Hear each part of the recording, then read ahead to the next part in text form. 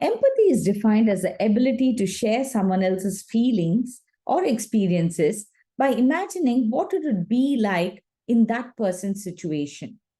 It's also a key leadership skill, helping one understand stakeholders' concerns and responding appropriately. So, how does empathy look in action in organizations? Let me share a couple of examples. A few years back, Ford realized that the best way for them to truly understand how customers interact with their products is to empathize with them. For instance, to show engineers, mostly male, what it's like to be pregnant, Ford created an empathy belly suit. It adds about 30 pounds and includes features that impede mobility and comfort, like a compression belt to restrict the lungs, weight and water bags to stimulate a fetus head pushing on the bladder, and lead balls to stimulate fetus's limbs.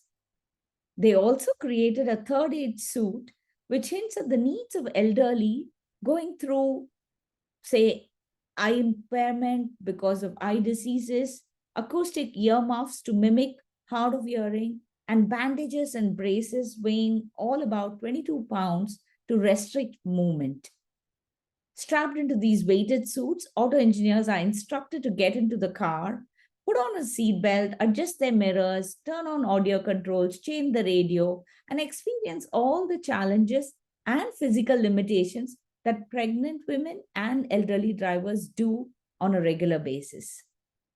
Katie Allenson, who's an ergonomic specialist who works with Ford, says that everything from doors, seat belts, and even buttons have improved in the last decade since weighted garments were used because engineers are now able to empathize with their customers. And this is a direct result of engineers thinking about universal design, having that awareness that different populations, different age groups, different users, and thinking about it when they are designing for them. I heard another example, a recent one during a LinkedIn live session. A Gojek leader shared that most of his team are in India, but they're developing products for people sitting somewhere else in Southeast Asia. They're developing products, say, for a motorbike driver. Now, how does a team in India understand what goes on in the life of that driver in whichever city in Southeast Asia the driver is, let it be Bangkok or Indonesia?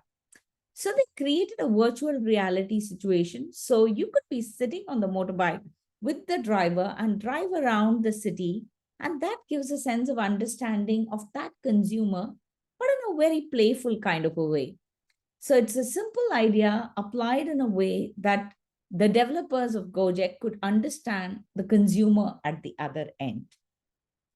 What examples of empathy in action have you noticed in your organization? Do share in the comments.